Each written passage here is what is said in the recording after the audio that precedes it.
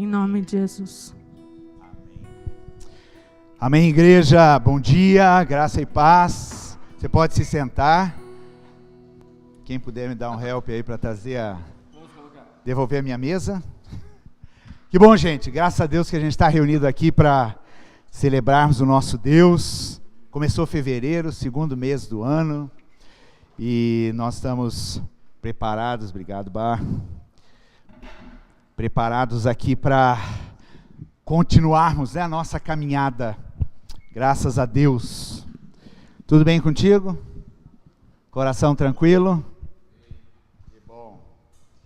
Então vamos dar início. Nós estamos, nesse mês de fevereiro, iniciando uma série de mensagens com o tema Espiritualidade Simples. Ok? Espiritualidade Simples. E eu queria perguntar para você o que você entende com essa expressão, espiritualidade simples. Isso é uma pergunta, portanto eu aguardo que vocês se manifestem. Vamos lá, ergue a voz forte aí. Olha aí essa imagem e pensa, espiritualidade simples, o que isso significa? Ok? Que é fácil amar a Deus. Vamos lá, Kátia, o que vem à tua mente?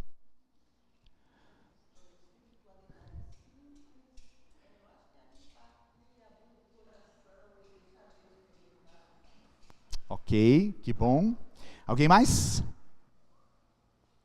Bel. Opa! Espiritualidade sem mimimi, essa é boa, né? Espiritualidade simples. A gente fala de evangelho simples. A gente tem uma tendência de tornar as coisas simples complexas, não é verdade?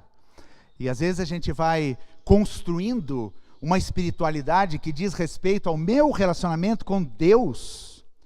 E isso começa a passar por tantos ritos, por tantas práticas, por tantas exigências, sejam elas da religião, ou sejam elas que eu imponho para mim mesmo. Então o que a gente quer trabalhar nesse mês de fevereiro é sobre este relacionamento com Deus de um modo simples, mas profundo. Ok? São duas coisas diferentes, né? Viver no meu relacionamento com Deus de uma maneira simples, mas profunda. Porque Deus gosta das coisas simples. Deus gosta do simples. Deus não está cheio de aparatos. Deus não se preocupa com tantas coisas que o homem se preocupa. Deus fala conosco na simplicidade. Deus se manifesta para nós nas coisas mais simples da vida. E é isso que a gente quer buscar um pouquinho nessa série. O que nos motivou a falarmos sobre essa espiritualidade simples? Porque nós estamos começando um novo ano. Nós estamos começando um ano cheio aí de desafios, de propósitos. Você tem os seus, né, que já foram aí estabelecidos diante de Deus, né? E quando a gente faz algumas... tem intenções, objetivos, metas, enfim, ou a gente pensa a respeito das áreas da nossa vida, a gente sempre pensa, né, na nossa área física, né? Quem não coloca na sua listinha lá, preciso eliminar umas gramas do meu corpo, né? Ou preciso voltar para a academia, ou preciso fazer um exercício. Isso sempre está no top 10 das listas de resoluções de ano, né? Daí depois vem algumas questões na área familiar, né? Queremos ter filho, queremos construir uma casa, queremos nos mudar, queremos dar algum passo, né, na nossa vida familiar. Depois vem a área profissional, né? Preciso fazer um curso, preciso me aperfeiçoar, ou estou determinado a mudar de área, quero migrar para uma outra área profissional. E daí deve conter nessa lista também o aspecto espiritual da nossa vida. Porque nós somos espírito também. E nós precisamos pensar em nutrir, em alimentar em vivermos de acordo com a vontade de Deus nessa área espiritual. Então precisam existir resoluções também nessa área espiritual da nossa vida. E aí você vai lá, né? Tenho que separar mais tempo com Deus, quero orar mais, quero me engajar numa área de apoio da igreja, quero servir em tal projeto, quero ler a Bíblia completa, quero meditar mais profundamente na palavra de Deus. Então essas são resoluções que a gente toma nesta área espiritual da nossa vida. Então, é isso que a gente quer falar, mas nós vamos falar de algumas maneiras diferentes do que já falamos até aqui. E porque estamos no começo do ano, e porque entendemos que a vida espiritual é um eixo de todas as áreas da nossa vida, você concorda? Né? Que a vida espiritual é um eixo. Se esse eixo espiritual está bem ajustado, bem alinhado, as demais coisas concorrem para o bem, e as demais coisas acabam sendo ajustadas e colocadas no seu devido lugar, porque nós estamos alinhados e ajustados espiritualmente. Da mesma forma que quando essa área espiritual, ela está truncada, ela está de alguma forma não ajustada, você começa a ver reflexo em todas as demais áreas da sua vida. Então está aqui a dica. Ok? Estamos começando o ano e eu espero que você já esteja animado, eu estou muito, né? A viver o novo com Deus, né? Viver o novo, porque quando eu penso em espiritualidade simples, eu penso em tantas coisas que eu ainda não alcancei e não conheci de Deus e que estão aí ao meu total dispor nos 300 e agora não mais 65, né? Mais 330 dias deste ano de 2023. Né? E a gente vai, então, compartilhar sobre esses temas nesse mês. E o tema que eu dei para a mensagem de hoje, a primeira mensagem dessa série é Conectado na Fonte. Ok? Conectado na Fonte. E eu vou te convidar, então, para abrir a tua Bíblia, teu aplicativo, ou o que for, no Evangelho de João, capítulo 4. Evangelho de João, capítulo 4, e nós vamos ler do verso 4 até o verso 15, tá? Eu acredito que uma história aí bastante conhecida para muitos de nós. Então, João, capítulo 4, verso 4 ao verso 15. Acompanhe comigo, também vai ser projetado esse texto. Era-lhe necessário passar por Samaria. Jesus estava na Judeia, ele tinha ido participar de uma festa em Jerusalém, e agora ele estava voltando para a cidade onde ele morava. Mas ele diz ali, era-lhe necessário passar por Samaria.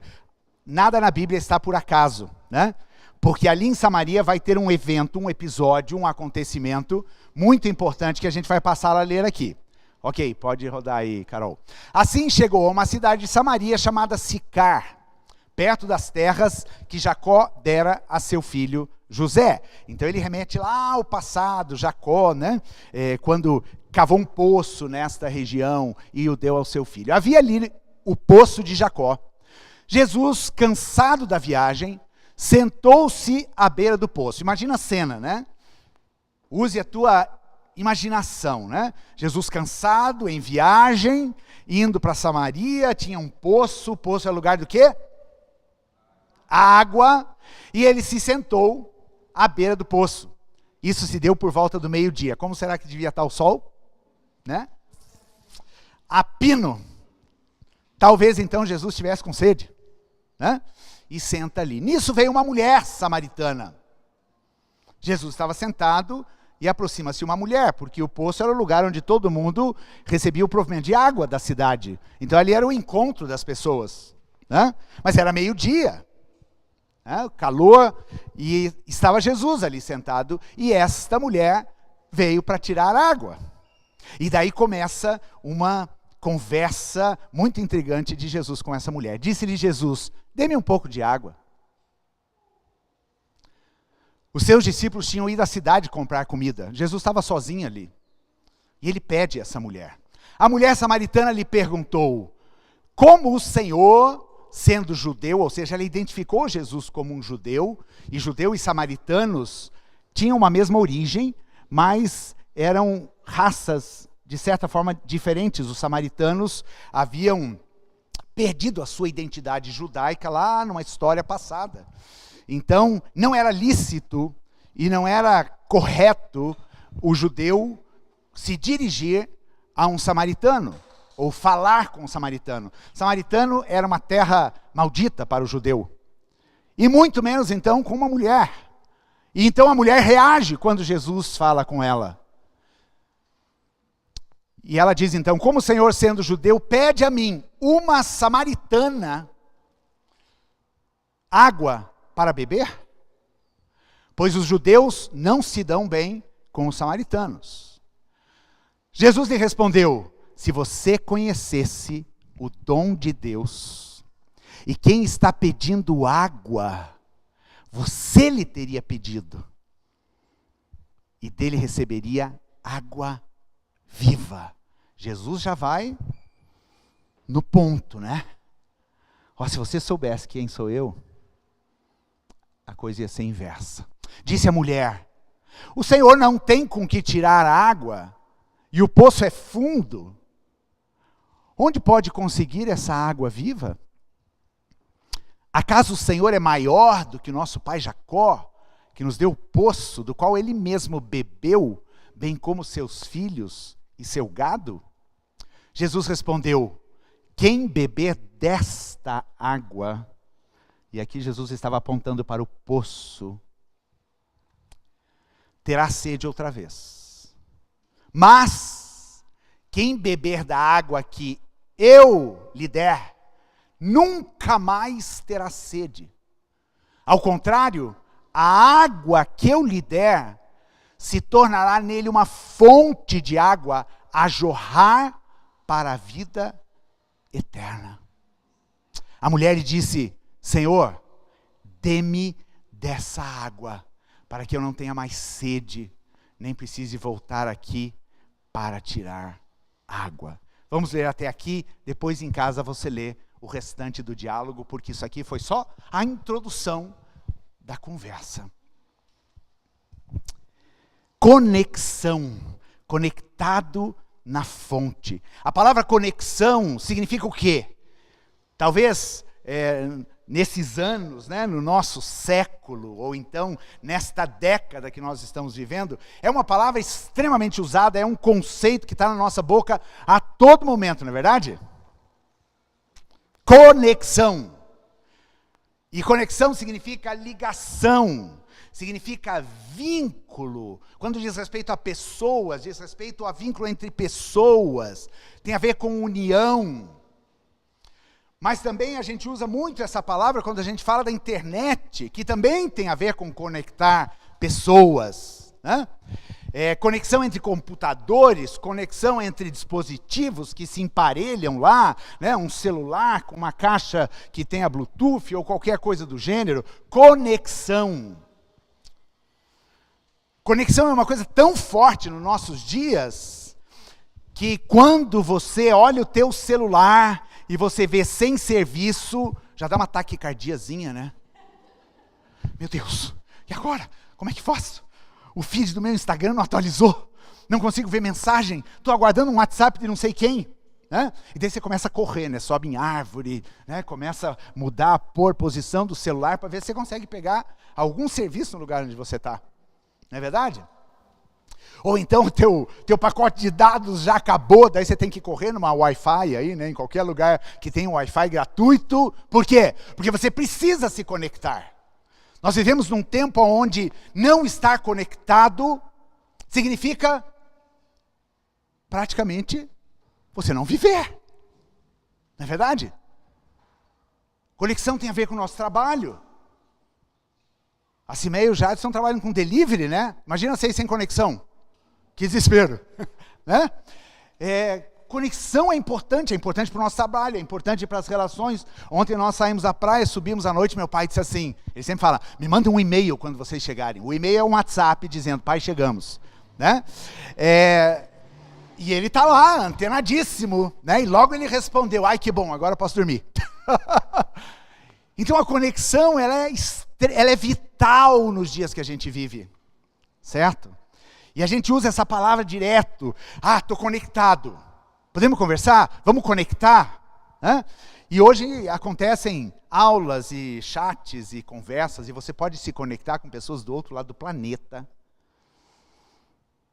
Na questão de segundos que você aperta uma tecla. Você pode reunir milhares de pessoas no mesmo tempo. Por quê? Por causa do poder da conexão. E ainda na construção também tem as conexões, né? Tem aquela propaganda que fala de uma conexão específica lá para você usar para não ter problema no encanamento, né? Tivemos um problema lá de vazamento na casa do meu pai. Por quê? Porque uma pessoa que subiu fazer um serviço lá, ele pisou numa conexão e a conexão rachou. E isto inundou a casa do meu pai. Conexões são para ligar, né? Ligar os tubos, né? Montar todo um sistema hidráulico em uma casa. Então pensa nisso. Isto é conexão.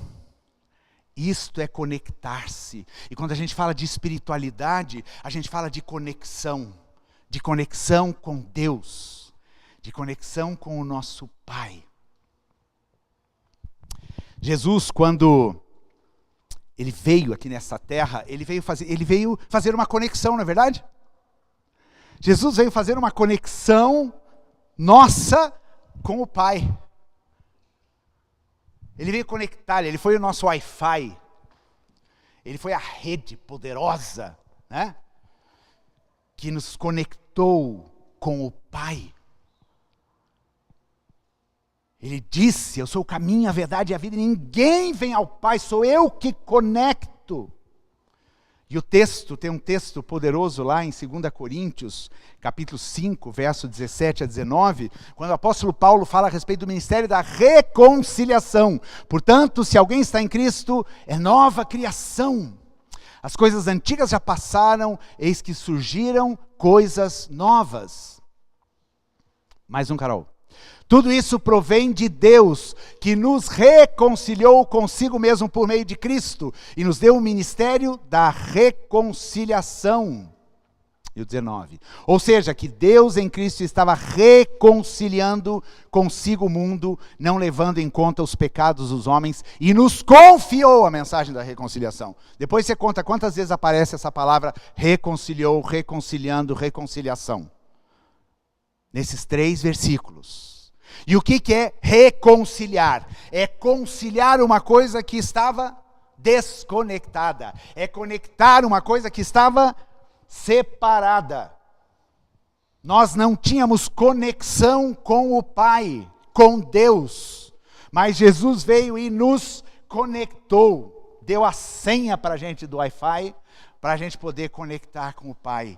E ele fala que não só Cristo nos conectou, mas olha que interessante, ele fala que Deus nos confiou uma mensagem de conciliação. Então o que é o Evangelho, se não anunciarmos para as pessoas a senha para se conectar? E dizer, a conexão, ela já foi feita, pega a senha aí. Identifica qual é a rede e entra nessa conexão. Essa é a minha mensagem quando eu prego o Evangelho de Jesus Cristo.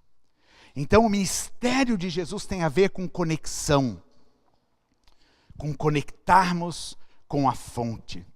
E agora eu quero fazer 3 reflexões importantes a respeito daquilo que acontece com quem está conectado à fonte. E a primeira coisa que acontece com quem está conectado à fonte é que ele tem todas as suas necessidades supridas, ok? Quem está conectado à fonte tem todas as suas necessidades supridas. A conexão com esse aparelho aqui pode produzir tudo o que você precisa, não é verdade? Tem gente que usa esse instrumento aqui para ganhar dinheiro, para se comunicar, para trabalhar na sua profissão. Você estar conectado hoje significa você ter toda a necessidade suprida. Tem um Google para quê? né? Vai no Google e você digita aquilo que você precisa saber, uma informação, um endereço, um horário de atendimento, uma dúvida que você tem a respeito do significado de alguma coisa, uma contraindicação de um medicamento. Você acha de tudo nessa internet. Agora imagina quando você está conectado com Deus. Se essa internet aqui nos provê de muita coisa, você acha que a minha conexão com Deus deixa o quê para trás? Deixa de me suprir o quê? Existe uma passagem que está um pouquinho para frente aqui no Evangelho de João, capítulo 7, o verso 37 e 38, e a gente vai ler agora só o 37. Jesus fala de novo sobre isso. No último e mais importante dia da festa, Jesus levantou-se e disse em alta voz: se alguém tem sede, venha a mim e beba. Veja, Jesus fez um anúncio aqui, era dia da festa, e essa festa tinha a ver com águas que eram derrubadas, jogadas na escadaria do templo. Então o templo com as suas escadas, representava aquelas águas, representava quase como uma cachoeira que ia descendo, e Jesus se levanta e diz: se alguém tem sede, venha a mim e beba. Então ele coloca uma condição aqui, não é verdade? Uma condição para me conectar e para ter a minha sede suprida é ir até Jesus. Ter sede de Deus. E daí ele continua dizendo: quem crer em mim, como diz a Escritura, do seu interior fluirão rios de água viva. Então a condição dessa conexão é sede. Então a gente não está falando aqui da obrigação da religião. A gente não está falando aqui, eu preciso fazer a minha devocional, o meu quarto de escuta, todo dia às 7 horas da manhã, porque esta é uma responsabilidade que eu tenho no meu relacionamento com Deus. Não, eu preciso me conectar com Deus, porque eu tenho sede dele. O salmista fala sobre isso, né? Da sede que ele tem de Deus. Eu tenho sede de ti como uma terra seca e árida. Anseia pela chuva, eu anseio por ti. Qual é a tua sede nessa conexão com Deus? Esses dias eu estava me lembrando de um rapaz, ele era jovem e eu fui conectado com ele por meio do pastor Messias de Londrina.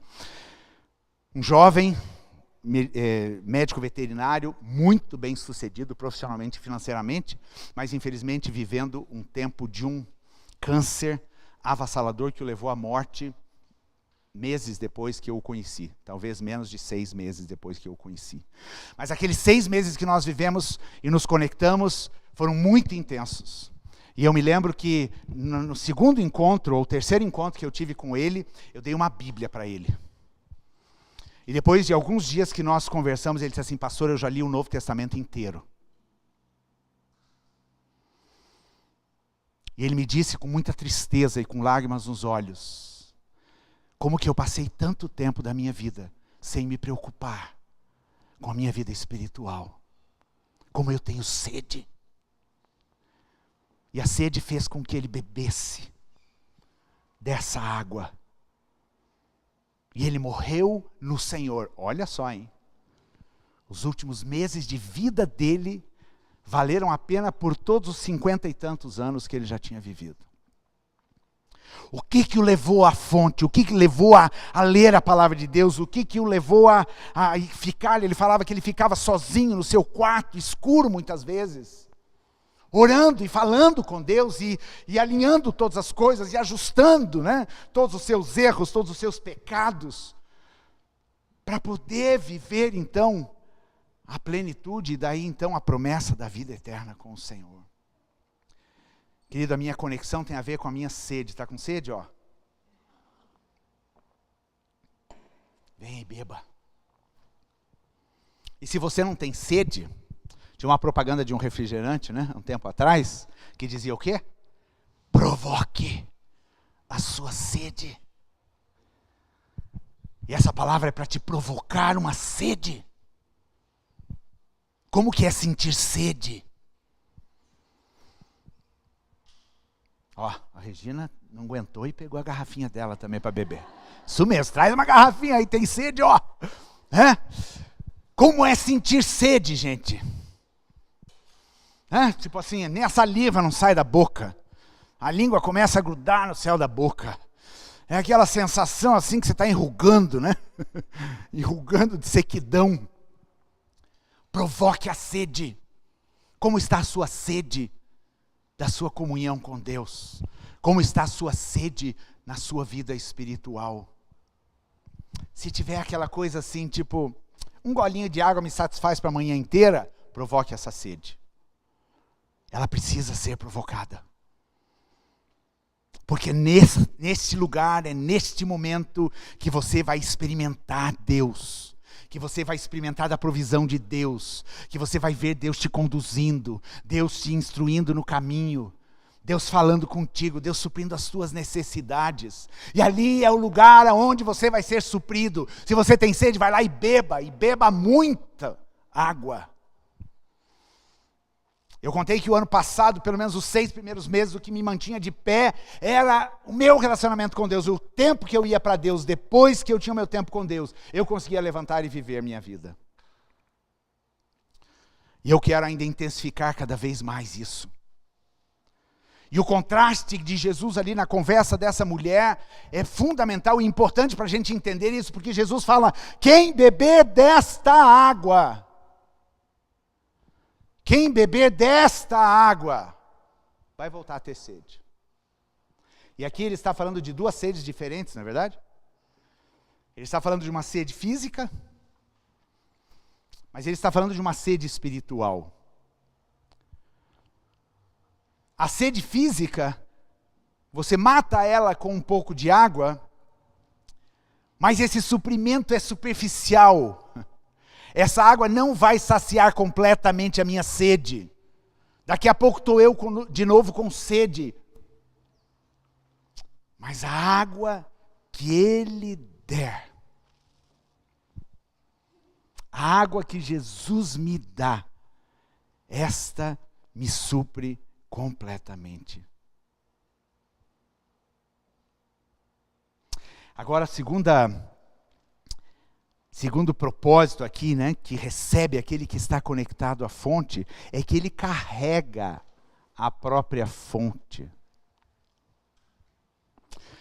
E isso o texto lá de João 7,38 me diz, né? O texto diz lá, quem crer em mim. Então a condição para a gente beber dessa fonte é ter sede. Mas a condição para eu ter um rio de água viva fluindo no meu interior é crer. Crer em mim. Aquele que crer em mim carrega essa fonte.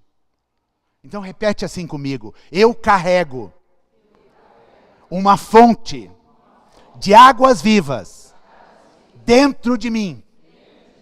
E o que é essa água viva? É Jesus. É o Espírito Santo de Deus. Um dos símbolos do Espírito Santo na Bíblia é a água.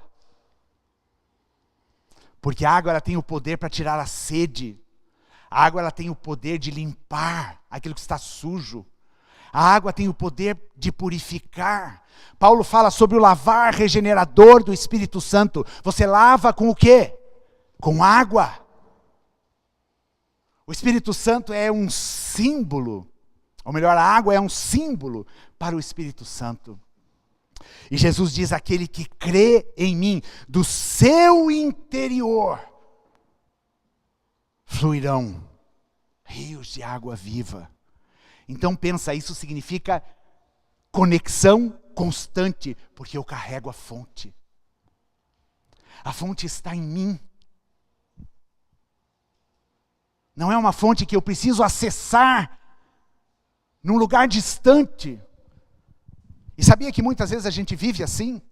A gente acha que acessar a fonte, você precisa vir aqui num culto, e daí aqui você sente o arrepio, Deus fala contigo, o louvor é maravilhoso, e você vai lá e bebe da fonte, mas você sai daqui sem entendimento que você carrega essa fonte com você. E aí você fica esperando o próximo domingo, o próximo encontro de célula. Tem muito crente vivendo assim, gente. Carrega a fonte e passa a sede. Carrega a fonte dentro dele, mas vive com sede. E o que é a sede? É não ter as necessidades supridas. É não ter alegria, não ter o fruto do Espírito. É não viver uma vida plena. Por não entender que eu carrego a fonte em mim. A água que Cristo dá diz respeito à nossa vida espiritual. E é Ele quem dá para nós. E daí o Espírito Santo faz da nossa alma o depósito aonde Ele faz jorrar esta água. Mas tem muita gente cuja alma, ela é uma cisterna e não uma fonte. E o que é uma cisterna? É um lugar onde você represa, onde você deposita a água. É uma água estanque. Certo? É uma caixa d'água. Às vezes nós nos relacionamos com Deus assim. Deus, então eu vou lá buscar a oração, palavra, e daí vem, encheu. Daí você continua vivendo a sua vida. E como você continua vivendo a sua vida, o caninho da água vai, né, fazendo com que a água flua. E o que vai acontecendo com a cisterna? A tua alma, ela é uma cisterna ou ela é uma fonte? A Bíblia fala de uma fonte que jorra. E fonte que jorra, quem já viu uma fonte, você sabe que você pode ficar ali 24 horas por dia olhando aquela fonte, ela para à noite, da meia-noite às 6. Em algum momento, esta água para. Cataratas do Iguaçu, para quem já foi lá, né? Final do ano passado, ela tinha atingido uma quantidade de água absurda, aquela coisa até amedrontadora. Aquilo para, a hora que o parque fecha, a catarata desliga lá o motor. Não. E é isso que Jesus está falando, aquele que crê em mim. Só isso. Se você tem sede, beba. Receba de Deus o que você necessita. Mas se você crê, é uma fonte que jorra do teu interior. Não é de fora para dentro, é de dentro para fora. Não faça da sua alma uma cisterna. Porque em tempos de sequidão a cisterna fica vazia. Mas mesmo em tempo de sequidão a fonte nunca deixa de jorrar. Esta fonte nunca deixa de jorrar. Ela é ilimitada. E daí Jesus fala, aquele que beber da água que eu lhe der, jamais terá sede. Obviamente, Jesus não estava falando aqui da sede física, ele estava falando da sede espiritual. O que é não ter mais sede? Eu não tenho mais sede porque eu encontrei o propósito. Eu não tenho mais sede porque eu estou conectado com o Deus vivo, com o meu Criador, com o meu Pai, com o meu Senhor. Eu não tenho mais sede porque todas as minhas necessidades são supridas. Eu não tenho mais sede porque aquilo que era o grande problema da minha vida já foi resolvido, era a conexão com o Pai, e agora eu estou conectado com Ele. Você sabia que no Jardim do Éden, o Jardim do Éden era banhado por 4 rios. Aonde que o rio começa? Numa nascente, numa fonte. E à medida que ele vem descendo as montanhas, ele vai crescendo e crescendo e crescendo, e existem rios que você olha para o outro lado e você não consegue enxergar a outra margem. De tão grande, porque vem, e a fonte, e água, e água, e água, e isso corre. E eu desfruto desta água. São rios que fluem de dentro de mim. Meu irmão, você carrega essa fonte. Você tem aonde beber, e não somente beber, mas aonde transbordar na sua vida com Deus. Busque essa conexão. Se você não percebe um rio de água viva fluindo dentro de você, conecte-se com Deus. E declare isso na sua vida. Eu carrego uma fonte. Eu carrego uma fonte de rios de água viva.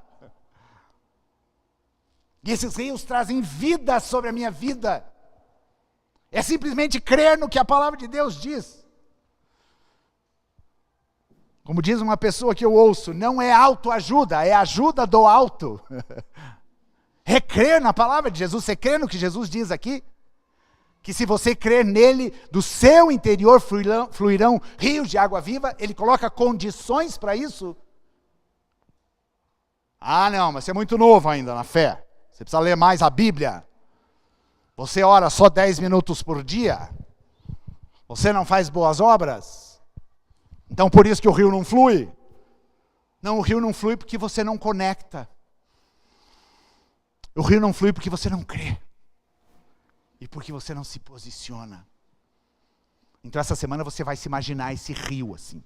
Você vai para Deus na tua manhã, e daí você ouve até aquele barulho de água assim. Fluindo, fluindo. E a terceiro benefício, né, que recebe aquele que está conectado à fonte, é porque ele vive no fluir das águas. Ver água é uma coisa muito impressionante, né? Ver um rio grande, ver um mar, é uma coisa muito poderosa, é uma coisa muito grande. O Salmo diz que a voz do Senhor é como o som de muitas águas. E quando você vê um rio caudaloso, e aquele rio que flui, o rio nunca volta para o mesmo lugar. Você nunca vê o mesmo rio duas vezes. Porque aquela água que você viu já passou, e já foi adiante, e já foi a caminho do mar. E mais água está vindo, e é um fluir, e é um fluir, e é um fluir. E isso me fala do quê? Me fala de movimento. E movimento é um dos conceitos que a gente quer viver nesse ano. Se você não está conectado à fonte, a tua vida é um espelhinho d'água. É uma pocinha.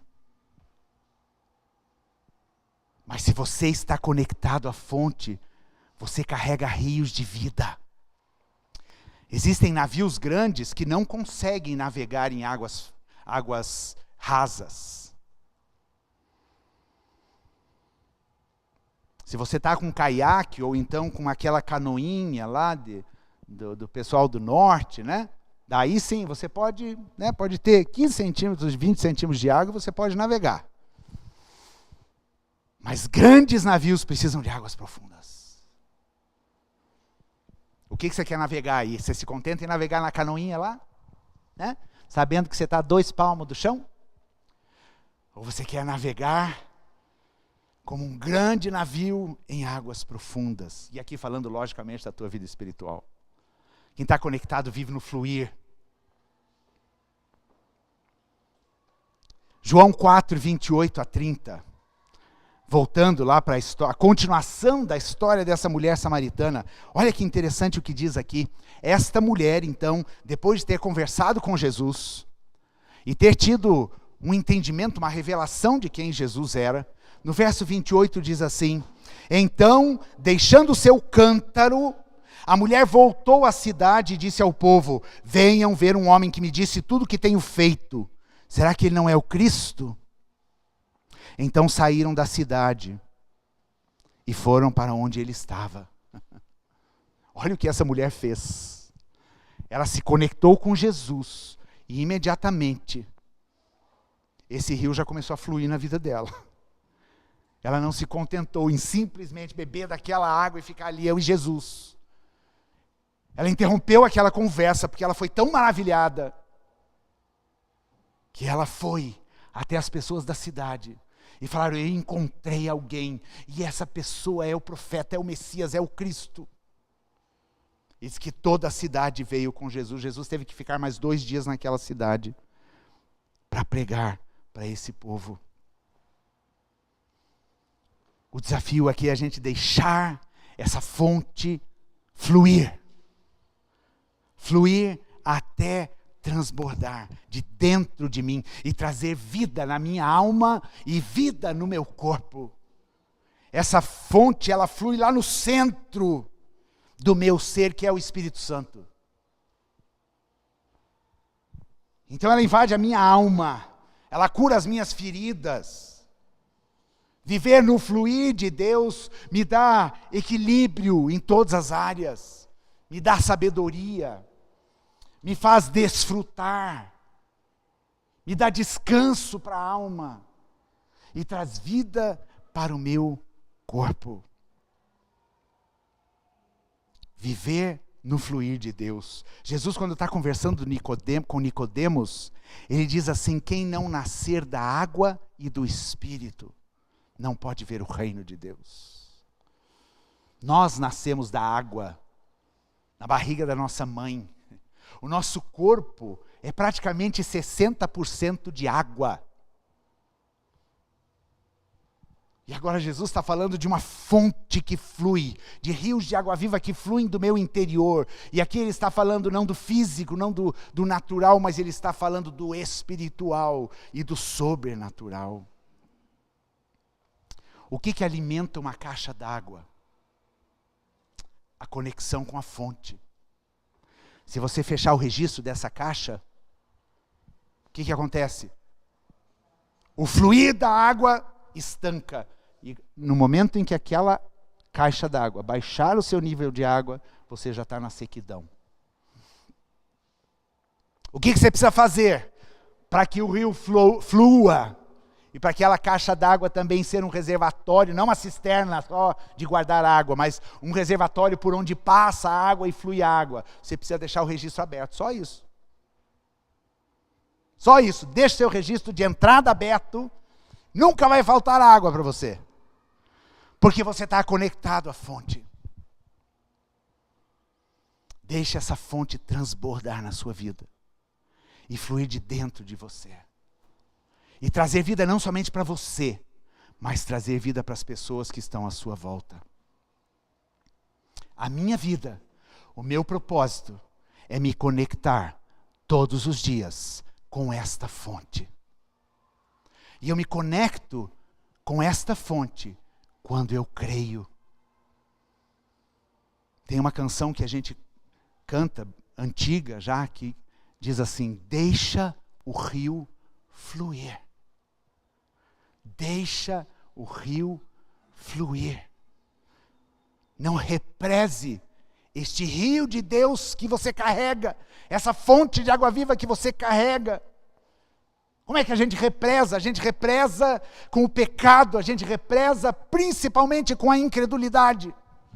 Se a gente puder resumir o que represa a minha vida e o fluir de Deus na minha vida, é a incredulidade, porque Jesus diz: quem crer,